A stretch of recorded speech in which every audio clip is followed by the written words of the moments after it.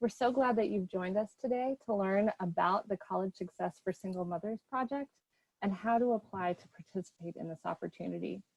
Applications to participate in this selective project are due June 1st, 2020. I'm pleased today to introduce today's presenters. So our first presenter is Dr. Monica Parrish-Trent. She's Vice President for Network Engagement at Achieving the Dream. I'm Meredith Archer-Hatch. I serve as Senior Associate Director for Workforce and Academic Alignment at Achieving the Dream. I'm joined today by Sandy Goodman. Sandy is the Director of the National College Transition Network at World Education. Also joined by Joan Karp. Joan is Senior Research Associate at Endicott College, and Elizabeth Oshie, Associate Director at Endicott College. Now, a little bit about this project. So College Success for Single Mothers is a 3-year project of the National College Transition Network at World Education, funded by ECMC Foundation, and is funded by the ECMC Foundation. So to achieve the project goals, NCTN is partnering with the Program Evaluation and Research Group, PERG, at Endicott College, and PERG developed the Family Friendly Campus Toolkit. And you'll learn more about that toolkit today, as well as Achieving the Dream, a national leader in the community college reform movement. Achieving the Dream is so pleased to be a partner in this work to increase colleges' capacity to grow equitable student success. Supporting parenting students is an important part of colleges' equity and completion agendas and is part of Achieving the Dream's Community College Women Succeed work. Community College Women Succeed is an initiative of Achieving the Dream to identify and promote effective strategies to to create, expand, and evaluate work to support adult women students and student mothers in their success in community college and the workforce. And we know that to succeed in this work, we must understand who our students are and their unique needs. This includes the large number of community college students who are adults, including students who are mothers. As a result of this work, Achieving the Dream Network colleges are increasing their evidence-based supports so more community college women succeed. When women graduate from college, they, their families, and their communities have better economic opportunities. On the next slide, I'll talk a little bit about the technology that we're using today. So we're using Zoom. We are recording today's webinar. And a little bit about the Zoom platform. So all participants in this webinar are muted.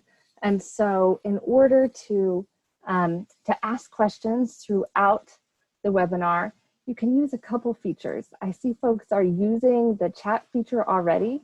And when you use the chat feature, please make sure to select all panelists and attendees to make sure that we can all see what you chat. You can ask questions throughout today's webinar, and we'll be responding to some questions in the Q&A feature as well as in the chat. And we'll also have time at the end of today's webinar where we'll be responding to questions about the project and about the application. Now I'll talk a little bit about some of the benefits of participation in this work.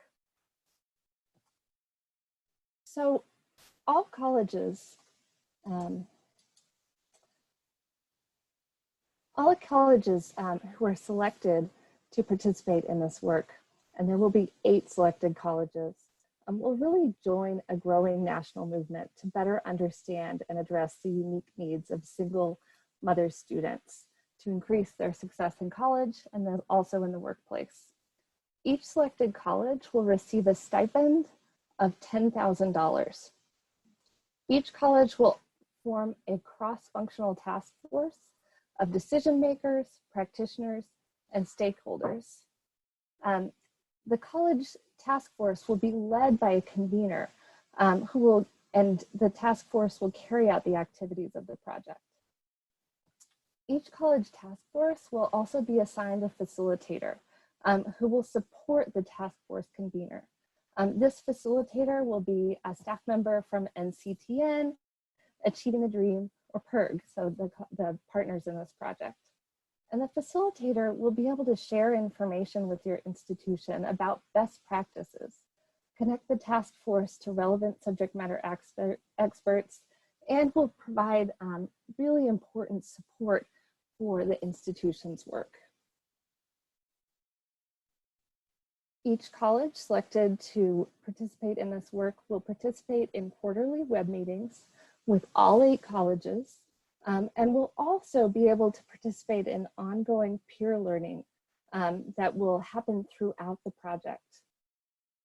We know that as a result of participating in this work, colleges will build increased capacity to support equitable student success. Colleges participating in this work will also have the opportunity to receive national recognition and visibility through the College Success for Single Mothers project, through communications, presentations, and also through published case studies. Now, I talked a little bit about the background of this work. The work is really driven by the evidence that completing college reaps life-changing benefits for single mothers and their children. College Success for Single Mothers builds on the partners' work, especially the findings of the National College Transition Network's 2019 report, No Matter What Obstacle is Thrown My Way. We'll send you a link to this report after today's webinar, but it really features powerful examples from 17 community colleges that offer targeted programs and supports for student parents in general or single mothers. And we find these strategies are really worthy of replication. The report also acknowledges that significant work remains in order to increase institutional capacity to support single mothers. The report recommends that colleges collect data to identify single mothers on campus, provide professional development to faculty and staff on the needs of single mothers, develop diverse and flexible funding sources, and advocate for policies within and outside of institutions that support single mothers. We know that without building broader institutional support and capacity, many single mothers and student parents who stand to benefit will remain unidentified by institutions, unaware of what supports are available, and unserved. We're really pleased, again, to talk about the resources that will be provided to institutions that are selected to participate in this work. And now I'm pleased to pass the presentation over to Sandy Goodman. Sandy is the director of the National College Transition Network. Sandy, thank you. Thank you so much, Meredith. And good afternoon, everybody. I'm so pleased to be with you virtually this afternoon. I hope you and yours are well and thriving and healthy in this new world we're living in. Next slide, please, Destiny. So first, let me just give you a brief overview of the project activities and timeline. As you can see, it is a 3-year project, and then we'll go in a little bit more detail in a few moments about each phase. So the first phase, which launches the project for about a 10 or 12-month period, is the data collection and analysis phase. And at the core of that work is the Family-Friendly Campus Toolkit. So we'll talk a little bit more about that in just a few minutes. Leading from the data that's collected and analyzed, we'll spend a chunk of time from May 21st to December 2021 to December 2022 on action planning and implementation to really work on and build out plans for expanding key services and institutional strategies for supporting single mothers. And then for those last couple of months, we'll be, throughout the time, we'll be gathering information from you, but we'll spend those last couple of months documenting outcomes to develop case studies that I'll talk about in a moment. Next slide, please. So let's get into the first phase a little bit more specifically. Um, as Meredith talked about, the kind of foundation of this work is the cross-functional task force that each selected college will convene.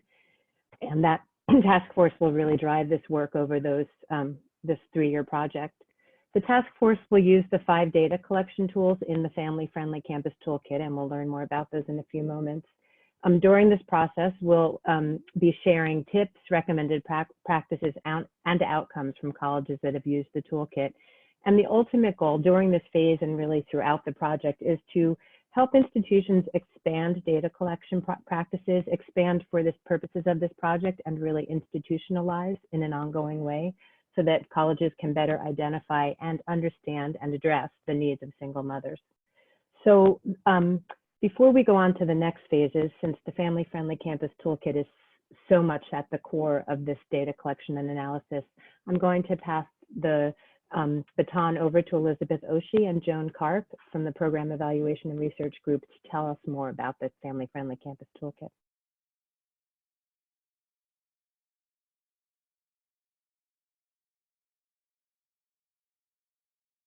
Thank you, Sandy. So I'm Elizabeth Oshie. I'm from the Program Evaluation and Research Group, also known as PERG, at Endicott College. And my colleague Joan and I are going to talk a little bit about the Family-Friendly Campus Toolkit using data to improve outcomes. Can we go to the next slide, please? Thank you. So just last month, we released a major revision of the toolkit. If you were familiar with it prior to this year, it's been around for a couple of years and it's free and available on our website. And you can go and download it, and we'll also send a link to that at the end of this webinar. The toolkit is a self-assessment guide that offers a flexible process, data collection tools, and dissemination guides for students, staff, or faculty advocates who want to improve outcomes and conditions for student parents. The data collected helps to identify key issues and barriers to success for student parents at your school, provides examples of influential practices other schools have used, and helps you propose targeted solutions tailored for your needs and resources based on local data. Participation in college success for single mothers would provide you with support as you move through the implementation of the toolkit process, and also with implementation of your recommendations and action plan that result from its use. Next slide, please. So the toolkit's subtitle is Using Data to Improve Outcomes. And as both Meredith and Sandy mentioned in their introductions, there is a stark lack of national data about students who are single mothers as well as parenting students overall. This lack of data results in parents becoming an invisible population and is a major impediment to understanding and addressing their unique issues as students.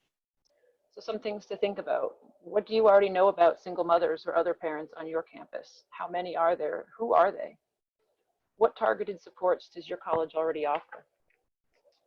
What is the experience of a single mother studying at your school? What do they need, and what do they indicate are their biggest unmet needs? Imagine if your college collected and reported on the number of single mothers enrolled, their GPAs, their persistence, completion rates. What could you do with all of that information? Through this project, you'll be able to answer many, if not all, of these questions and develop data-driven supports and policies that will ultimately support success for single mothers. Next slide. The toolkit will help you to answer those questions by walking you through a process of data collection and analysis. The process is centered around the formation of a student-parent task force, which Sandy and Meredith already mentioned, which will bring together people from across the college to work together towards student success. A task force could be made up of student support staff, academic support staff, faculty, administrators, students themselves, child care liaisons, or anyone else on campus who is interested and willing to help out. Schools that have used the toolkit have reported that this one action of regularly bringing people together to talk about this population has had an almost immediate impact at virtually no cost. Once a task force is in place, some or all of the members can embark on collecting data from and about single mothers. This starts with what we call the profile of resources, which is an overview of supports, policies, and services that are already in place on campus and in the local community. The toolkit then outlines how to collect a set of institutional data about the status of single mothers on campus, which can then be compared to all students in areas such as enrollment, persistence, GPA, and other demographics. The toolkit also includes a student survey, which is customizable to the needs and context of your school, as well as focus group questions and a self-assessment rubric of recommended practices. The recommended practices include a document of examples of things that we have learned were successful at the schools that we worked with in developing the family-friendly campus toolkit. It includes a list of particularly high-impact practices, such as gathering spaces for parents, as well as examples of basic supports, institutional supports, and community connections. At the end of each tool, the toolkit also contains guidance for reflecting on and summarizing what was learned, which is then translated into potential actions, recommendations, and ultimately the development of an action plan. Throughout its development and revision, the toolkit was implemented by a range of colleges across the country. And right now, Joan is going to talk to you a little bit about what that looked like on one campus.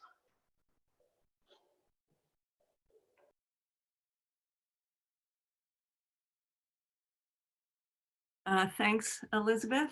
I wanted to talk about Mount Wachusett Community College. This was one of the schools that helped us with the revision that we just completed. And the new toolkit does include implementation profiles of 3 different institutions, Mount Wachusett and 2 4-year institutions. So Mount Wachusett already had a small C-Campus grant that they used to support 24 student parents, almost entirely single mothers and their children. But they noticed that other parents on campus were also having a hard time, and they really wanted to learn more about their needs and see if meeting them could lead to greater retention and academic success overall. And this is Ariel and her 2 children, Braylon and Billy, and she's a single mom, unfortunately recovering from COVID at the moment. She's a nursing assistant in a local prison. Next slide, please. And you can see, this is a quote from Ariel: "A day in the life of a student parent is one of the most difficult things to handle. Most days I remind myself I can do this and it will be worth it in the end. If I'm really struggling, I go to my C-Campus advisor and she always manages to help me get back on track when I feel like my plate is overfilled." And she will be graduating with 2 degrees once she gets better enough to finish up a few last things. And her C-Campus advisor is the person who was the lead on the toolkit at Mount Wachusett and led the task force as well. So Mount Wachusett started by assembling a task force of 14 people from across the college, and they used the toolkit data collection tools with some revisions to collect as much data as they could. They posted information about existing resources and policies, which was an easy step once that information was collected by the task force. They used a variety of creative means to get survey responses, and we've put things they tried and other things other people tried in the toolkit as suggestions. And to their surprise, they were not expecting this. They discovered that the biggest need of the student parents at Mount Wachusett was for a place to gather and study, both with and without their children. So given this data and support of college administration and an offer of financial help from someone with an early childhood education grant, they now have a new family resource center that's fully furnished with computers, lots of toys and books, and comfortable seating. Now they just need some students to be back on campus. Next, they'll be trying to address other needs indicated by students on the survey. The data was also useful in raising the awareness of everyone at the college about student parents, and there was a big increase in discussion about this population while they were still in person with each other, and perhaps now too. Faculty were especially surprised by the data about the frequent stop-outs of student parents at Mount Wachusett, which is, as far as we understand, true across the board at all schools. And this may make a difference in their interactions with parents. Even before COVID-19, many post-secondary institutions were looking for ways to not only keep student parents, but to also bring back others who had left because conditions were just too difficult. And Mount Wachusett will also be using the data from that the task force collected to create new marketing materials aimed at parents. And we just checked in with them last week or the week before, and the task force has suspended their meetings temporarily, but they're about ready to get back together again to take up other priority needs that showed up in the data that they collected. And they're going to be looking at establishing priority class registration, another lactation room, a way to identify family-friendly professors. They're also preparing to disseminate all the data that they collected more widely. And now I will pass it back to Sandy. Next slide, please. Thanks so much, Joan and Elizabeth. And next slide, please. So I'm going to talk a little bit more about the other two phases of the project, and then the criteria and the process for applying, and then we'll have a lot of time for questions after that. But you'll see that Meredith has reminded you that if you've got questions, you don't want to lose track of them, go ahead and put them in the chat whenever they come across your mind, and we'll be able to address them all in just a few moments. So you heard the great examples about how the Mount Wachusett and excuse me, Mount Wachusett Community College used the Family Friendly Campus Toolkit, and you got a little sense of the benefits of the toolkit and the contents of the toolkit and all the support that's built into it. And as I said, that toolkit, along with the support of the facilitators from our project and your task force, will be working to implement the toolkit in great depth so that you can come out with the kind of data and insights about what services exist, what gaps exist, and what the needs are of single mothers on your campus, like Mount Wachusett and others have done. And then you'll take that data and move into the action planning and implementation phase. And of course, you'll have a whole set of rich new data, qualitative and quantitative, to inform, to analyze and then inform action plans to address some of the gaps and needs that you identify. You'll use that data. Oh, hold on just 1 second. I'm buzzing and I don't know. Hold on, I'm going to switch out of the, if everybody will bear with me for a minute. I have AirPods on and I think I'll switch out. Hold on.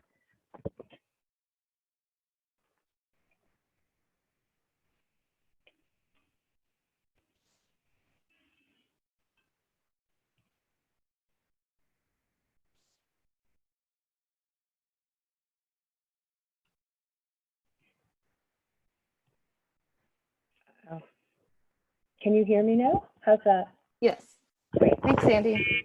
Thanks for the prompt. Do I need to go back or keep going? Keep going. There's a bit of background noise still. Mm-hmm. I don't know. My room is completely quiet. Yikes. Okay, but I should keep going? Right. Yes. Okay. And if it gets too loud, then I can take over, Sandy. I wonder what it is. I'm so sorry, everybody. It's definitely, there's nothing going on here. So let's see. Yeah. So you'll use the data to inform the action plan. You'll identify a set of goals, again, based on that data and where, you know, the direction that your task force and your college wants to head with the information you've gathered, and establish an action plan with goals and measurable outcomes and action steps that you can implement to expand the key practices and to address the gaps that you identify. And again, you'll do that primarily within your task force and extended stakeholders with support from facilitators from our team, and we'll be able to help share information and lessons learned and strategies with you from the cohort of colleges that you'll also be able to be in community with. And if needed, we can also bring to bear subject matter experts who can consult on particular challenges or strategies that may come up. Next slide, please.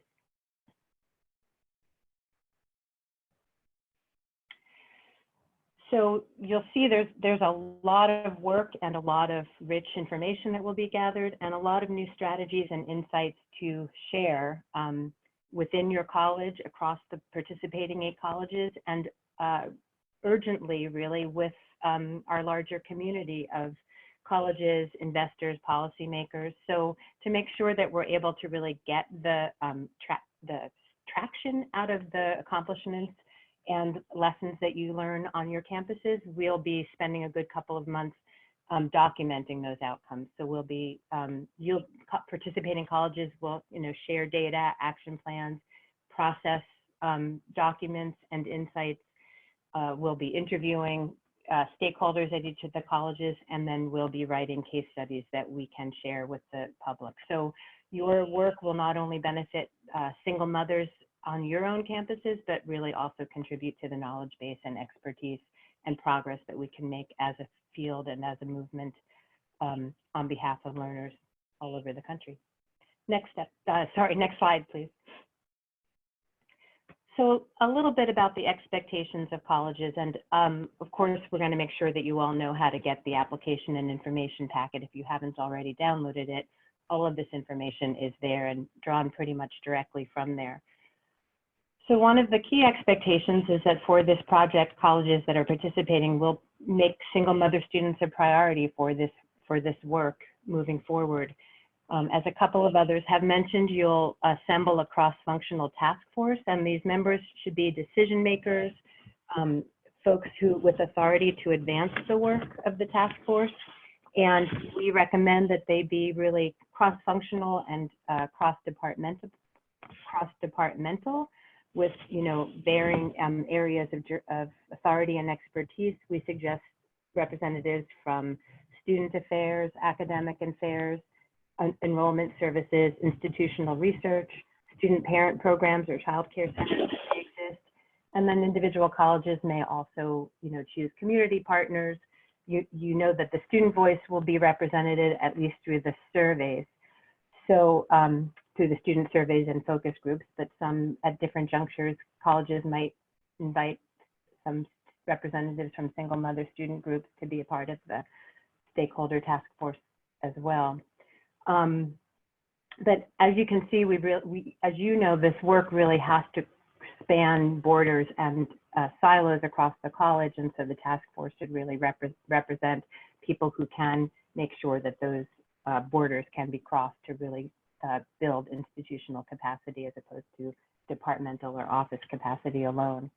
But participating college will designate a convener, and that convener again should be somebody who has the facilitation skills, the team building and leadership skills, and kind of positional authority to be able to lead the group and advance the work.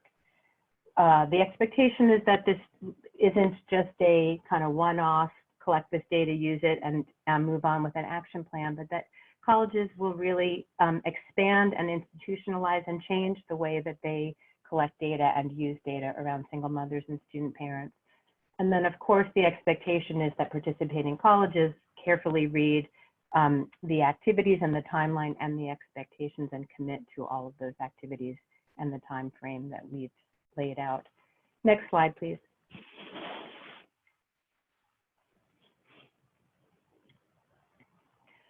I think that somebody even just asked this question. Here's how we'll be thinking about the colleges that we select and the criteria we'll be using. One is that we want to choose colleges that represent a variety of geographic locations, student demographics, and enrollment numbers, which is why you'll see later that we ask you to demonstrate who your students are and what the demographics are. That's not something that you can change for us, of course, but we'll be looking at with an eye to really having some representation and diversity, rural and urban, different parts of the country and different student demographics. We're looking for colleges in the application that provide a thoughtful, considered rationale for the selection of the task force members and the convener. I said earlier that we really want people who represent different departments and have the authority to move this work forward, leaders in their areas, leaders in the campus community. And so we ask in the application, why did you choose this person? What do they bring? What value do they add? And so we're looking for a thoughtful response, a strategic response to those questions and to the formation of the task force. We are looking for colleges that already offer some targeted supports for single mothers or perhaps student parents. so that you have something to build on, and it's a demonstration of some consideration and commitment to this work previously. I don't have to tell you about the risks of initiative fatigue and grant fatigue and the feeling of fragmentation, kind of working on multiple projects in different directions at the same time. So because of that, we're also looking for colleges that can articulate clear alignment between the goals of this project and your broader mission or recent or intermediate strategic priorities of the college. So we want you to be able to feel that this work really aligns with and helps advance other important missions and priorities. And we want you to give that some thought, make sure that you feel like there's alignment, and then articulate that to us. And then we ask for examples of institutional capacity. So we're looking at colleges that have some track record of identifying gaps and needs and creating and sustaining positive change. That's easier said than done, of course, but with the limited resources and time we have in this project, we want you to already have had some track record and strategic thinking and ability to make those kind of changes. Next slide, please. So we have weighted, and you'll see this again in the application, we've weighted a bit the breakdown of the scoring, and you can see that we give a lot of importance to the task force composition and rationale, and I hope I've explained sufficiently why that's so important. Alignment with priorities also gets a lot of weight because, again, we know that if a new project like this is going to succeed, if it's really going to be lessons learned and new practices that are truly institutionalized, then it has to align with everything else that's important to your campus and to your work going forward. And so that's important to understand. The institutional readiness is, again, that capacity, that ability to reflect on and demonstrate ways that the college has taken on this kind of institutional change and can take the lessons of how does change happen on your campus and bring it to bear to this project. And then lastly, it might seem strange with such a focus on data in this project that we give less value to data itself, and really we're looking for your data capacity. So you'll see if you've looked at the application, we're not asking you to show us your data on single mothers or student parents at this point, because as Elizabeth said, we know that many colleges don't collect this data or disaggregate it. But we do want to understand what data collection methods you already have, and how you think about and approach data collection, so that we can, so that we think you have some foundation for this work. And then, as I said earlier, data capacity, the data piece includes us looking at the data that you do share with us, so that we can, within our team, select a cohort of colleges that are, diverse and representative of different parts of the country, as I mentioned earlier. Next slide, please. Now I just want to tell you for a few moments how to access and submit the application. It's not complicated, but I think it could be helpful because there's a few different steps involved in it. So you'll find the application information and materials at the website here, and we'll put that in the chat for sure, and we'll be sending it out in a follow-up email as well. My guess is that many of you have already visited our website and had a chance to look at the materials, but in case you haven't, I want to walk you through it. And again, I'll remind you that we've extended the application deadline, and it is now June 1st. So we're about 21 days out exactly, I think. No, maybe a little more than 21 days. So there are three documents that you need to download, and you'll see those with the yellow arrow. So the first is the largest, that's the College Success for Single Mothers Information and Application Packet. That's a PDF with all the background information that we've been discussing here and all of the application questions and instructions. And then there's a separate data template, which is an Excel spreadsheet that you'll need to download and save and follow the instructions for filling it out.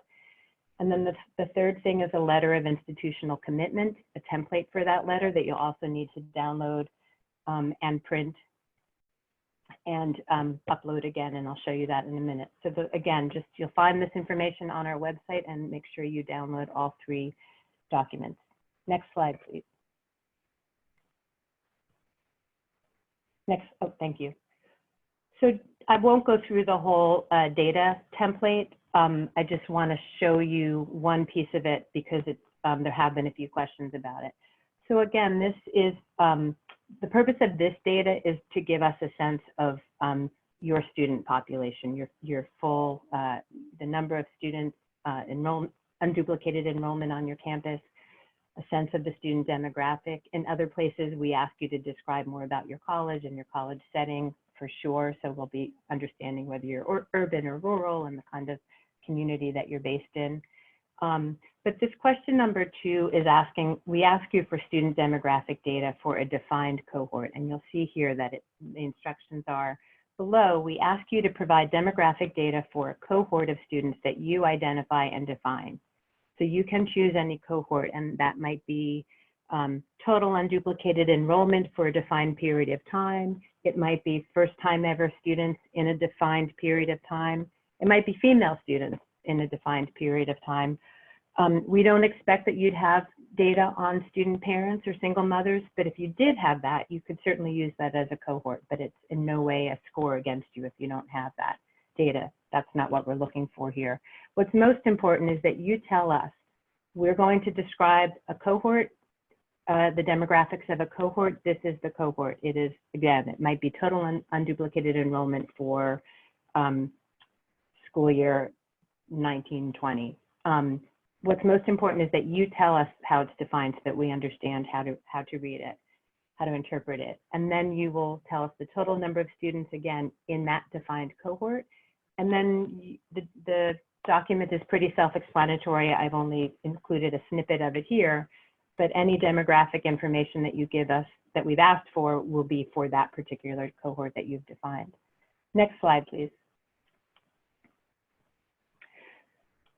So there are a few steps to submitting your application, and you'll find these on page 10 of the information and application packet.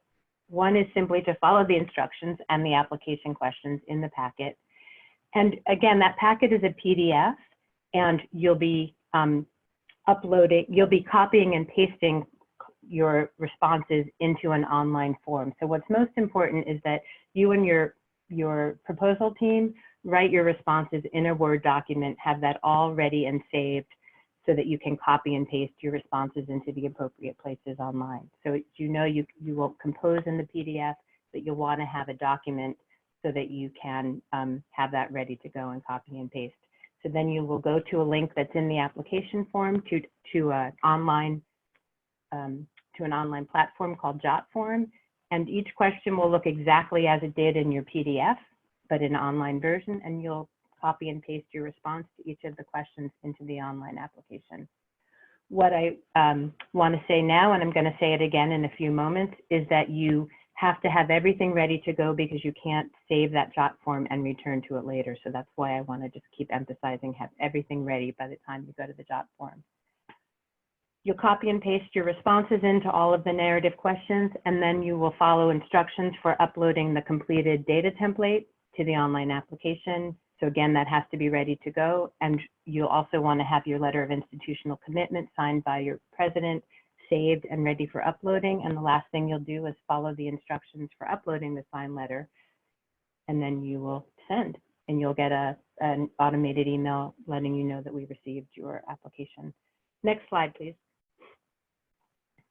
So I'm just going to repeat this again. This is what the very beginning of the JotForm looks like. And as I said, it really mirrors exactly the way the questions are written and laid out in the PDF.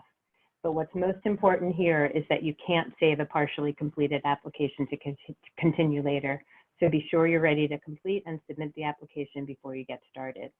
You know, if you had to jump ship, it wouldn't save. You could, of course, return. So it's not that you're barred from returning. We just don't want you to waste your time and effort. So the note is here in the JotForm. It's also in the application. Just make sure you've got your data template, your letter of institutional commitment, signed, filled out, saved, and that all of the content that you'll be copying and pasting into each of the JotForm areas is ready to be copied and pasted in.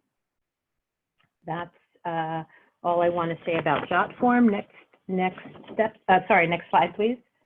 And then just to remind you before we open up for questions, the applications are due by 5 p.m. June 1st. That's Eastern time. We expect to notify colleges of the selection results by June 15th. And if you're submitting an application and you hope to be selected to participate, then please do have your task force members reserve this date, June 25th from 2 to 4 p.m. Eastern time. That's the time that we have scheduled for the project kickoff webinar meeting with all of the selected colleges. So with that, I'm going to pass it back to Meredith. And I just want to thank you all for your time and your attention. Hello, everyone, and thank you so much, Sandy, for providing that overview of how to actually submit an application. So now we've gotten a few questions from you, and I'm hoping that if you have additional questions, please type them in either to the Q&A or to the chat. But we will get started with the questions. So my first question is from Agnes, and the question that she asked is, how does a college identify family-friendly professors? Elizabeth, would you like to respond to this question? Meredith, this is Joan. I think Okay. I will respond to this. Sure. The first thing to say is that people decide to do it in a lot of different kinds of ways. They might send out a questionnaire to people, and what they put on that is up to them. I think people are looking for some flexibility. If there's a sick child, what is possible there? Is there someone who might allow a child in the class? Very rarely. Is there something, is a professor willing to put something on their syllabi about their policies? And I was going to say that there's one website we're aware of, it's called thepregnantscholar.org, and they have examples of different syllabi inserts that faculty have used. Great, thank you so much. Another question is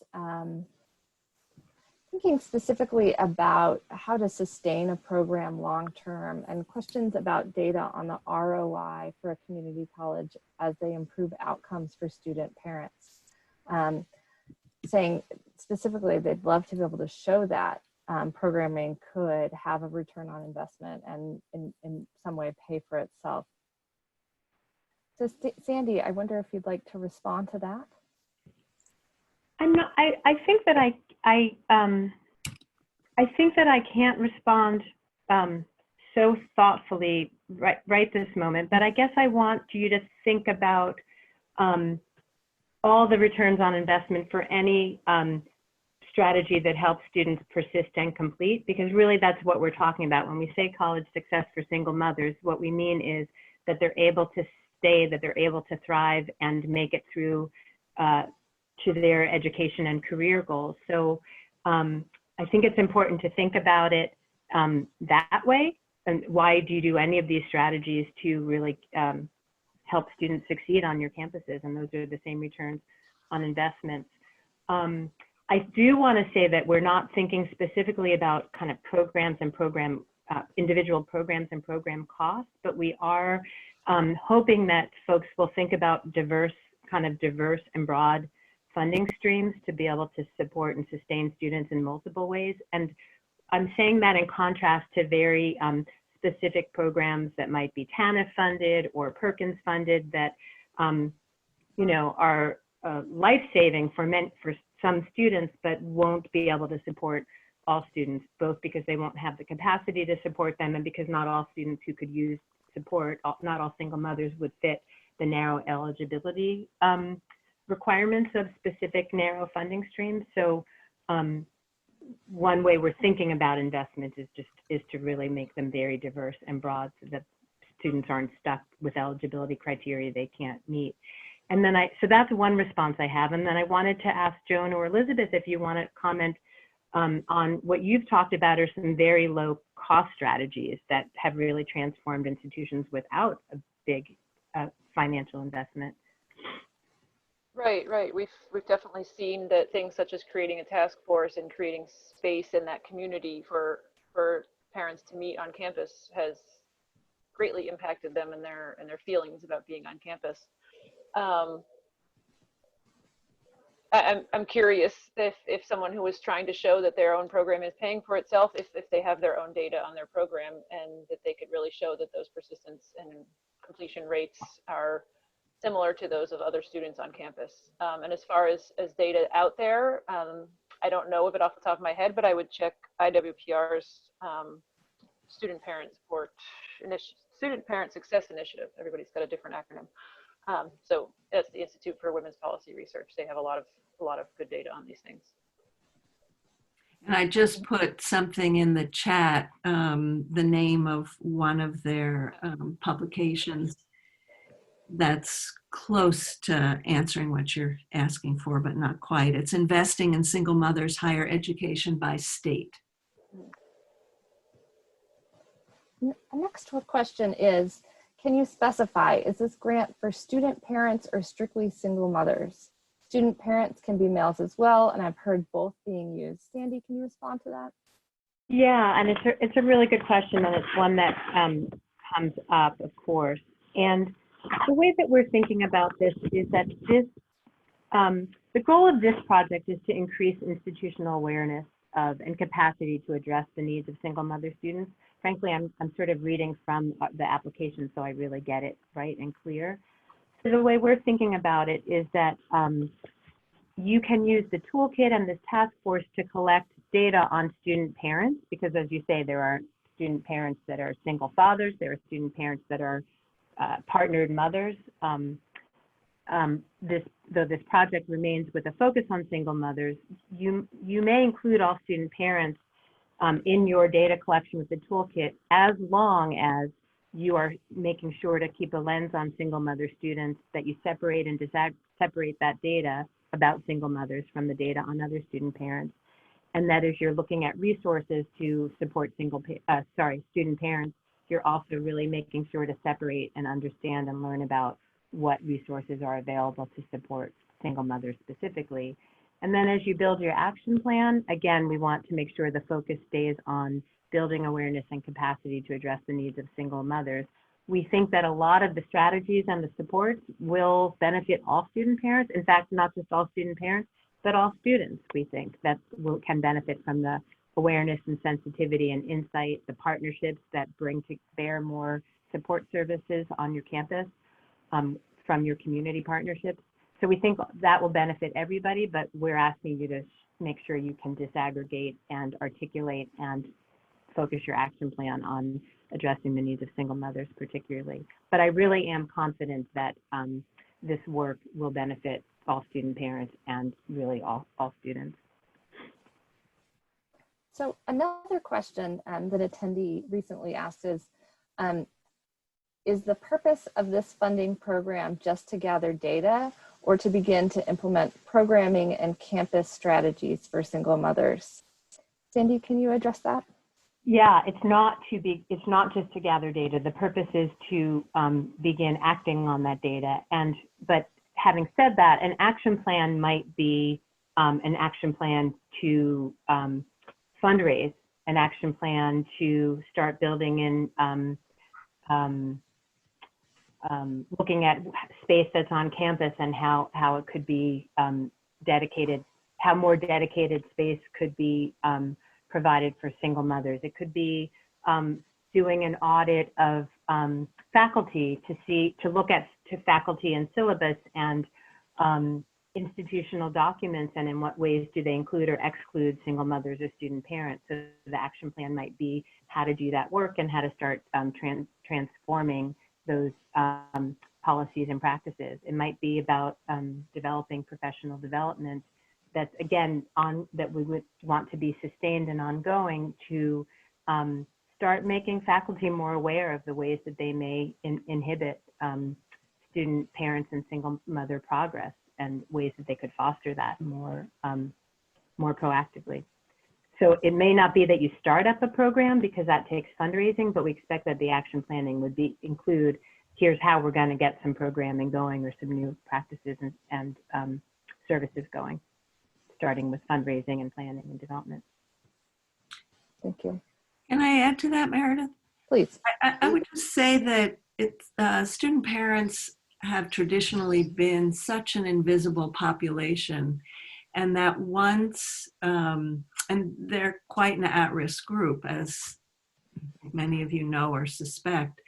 And if you think about first-generation students, for instance, as people started collecting data about them, there's more services targeted for them. And I think in some places this has already happened, and we think in other places it will, if people could see the statistics about the very low completion rates, the stopout rates, the other kinds of struggles that people have. They're losing a lot of students who they could keep if there were services, but people don't realize that because the data isn't there. And I want to build on that and say one other thing, which is that although this project, the way that we outline it, because we want to be so clear about the expectations and the activities and the timing, it's also a little bit more sequential than one, than things really happen, and two, than it needs to be. So like, and this is built into the toolkit, we hope that the task force from the beginning will be really out there communicating to leadership, to campus-wide, what they're doing, so that, as somebody said earlier, just gathering the task force and participating in the project starts to raise awareness if it's done with that intention, right? And so then you're not waiting till you're done with 3 years to start talking about the work. The toolkit has a whole set of communication tools to start sharing what you've learned and what you're going to do next about it, so that different sort of shorter term ideas and strategies may pop up that are already transforming the way business is done as you're also developing a longer term action plan to implement. So I don't want to let the way that we've made it so sequential really make it seem like nobody benefits by this work until the end of the 3 years. That's a risk of the way it's laid out so linearly. Another question asked is there a concern that due to the state of basic needs from the impact of COVID and remote learning, that the data collected would be compromised to some extent? I think all of us have tremendous concerns about what the state of affairs and the uncertainty about what next semester looks like.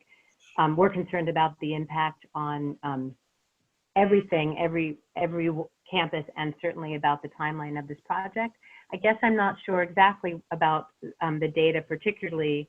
I'm not sure if that question is about it being skewed because the students who we most want to reach won't be returning because they're the most vulnerable. Is that, or is it the needs will be sort of unusually great?